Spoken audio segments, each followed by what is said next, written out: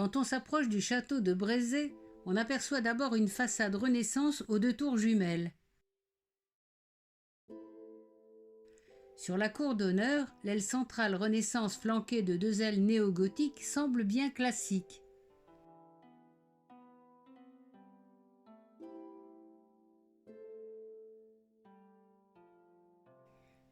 Mais les douves sèches plongeant à 18 mètres de profondeur, les plus profondes d'Europe, semblent bien défensives dans ce paysage de vignes paisible. C'est que ce château, qui cache bien son jeu, est installé juste au-dessus d'un réseau de grottes en partie naturelles, en partie creusées par l'homme, bien plus anciennes, auxquelles on accède par les douves.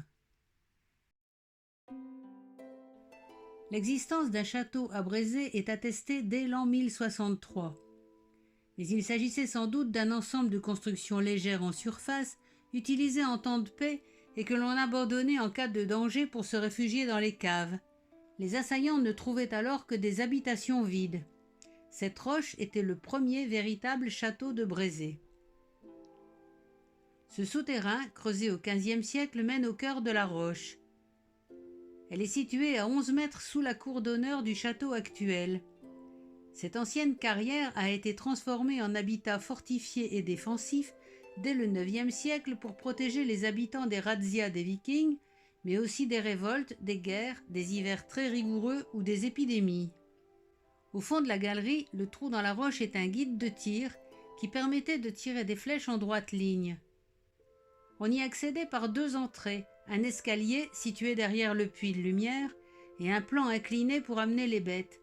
Les coudes et boyaux étroits empêchaient l'avancée des ennemis. Les profonds et larges silos, au nombre de 5, permettaient aux habitants de vivre en autarcie durant plusieurs mois en cas de siège. On y trouvait aussi des niches, des étables et des mangeoires de grande capacité. Des petits animaux, chèvres, moutons, poules et cochons, devaient cohabiter avec les hommes, les nourrissant et les aidant à réchauffer ces lieux où la température est constante à 12 degrés. Ici est le cœur du château sous le château. Le puits de lumière, haut de 8 mètres, a été creusé à la main. Il est maintenant couvert d'un dôme. D'autres minces ouvertures s'évasant laissaient passer l'air et la lumière. Autour des chambres creusées comme les feuilles d'un trèfle. On y trouve des traces d'occupation jusqu'au XIIIe et XIVe siècle. À cette époque, les bâtiments de surface commencent à se développer.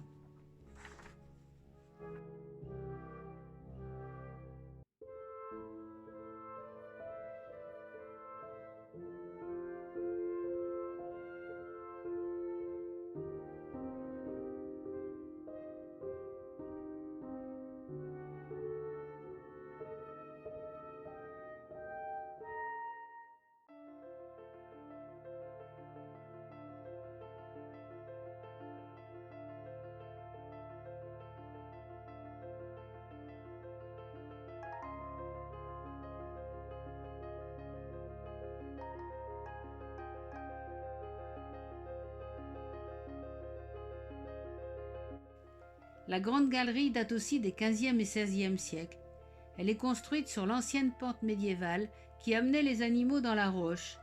Elle relie les souterrains, les fossés et les logis troglodytes.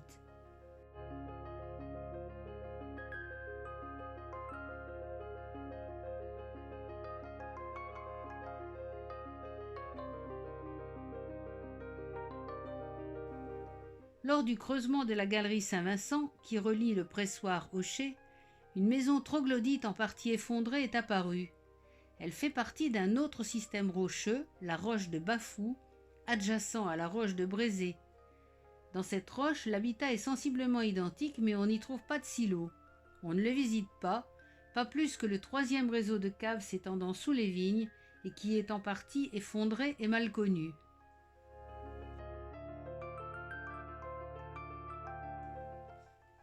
Les dépendances troglodytes qui ouvrent sur les douves datent des années 1448. On arrive au pressoir. Le vin blanc de Saumur est source de richesse pour les châtelains de Brézé depuis le XIIe siècle.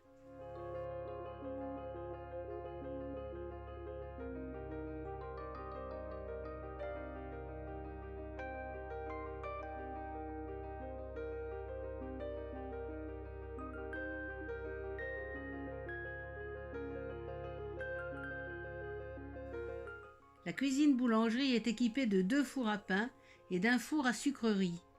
Une grande cheminée et un fourneau à braise permettaient de cuisiner pour le château. Une grande niche est creusée sur le côté et servait de couche au boulanger ou à son aide qui pouvait surveiller la fournée. Au XVIe siècle, une cuisine moderne a été construite au château et cette salle ne servira plus alors qu'à cuire le pain des châtelains, mais aussi celui des paysans, gratuitement, en compensation des dégâts que des centaines de pigeons du domaine causaient aux récoltes.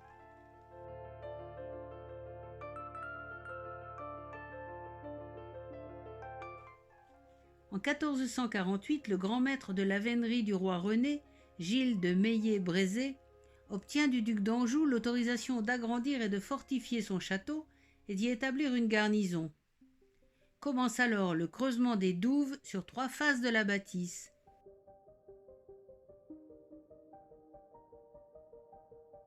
Trois fossés larges de 18 mètres et profonds de 8 sont creusés dans le tuffeau.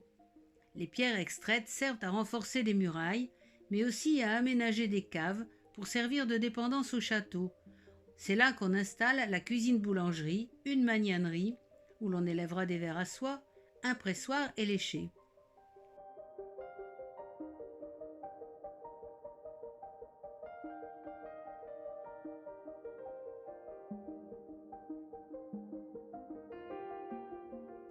Au XVIe siècle, nouvelle construction.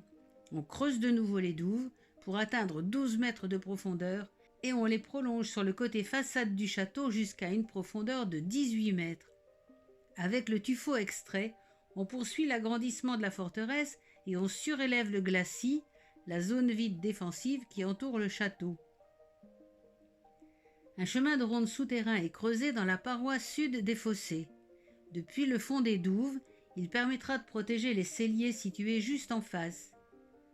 4 postes de tir sont taillés dans la pierre. Une échauguette a été construite en face du pont-levis souterrain pour permettre les tirs inclinés dans les douves.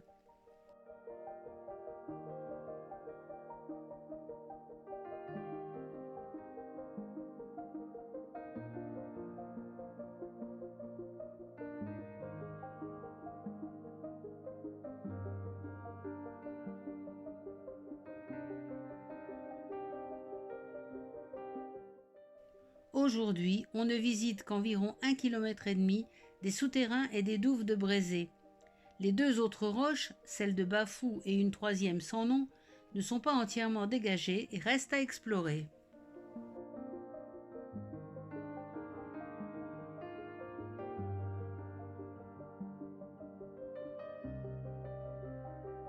Le pont-levis supérieur culmine à 20 mètres au-dessus.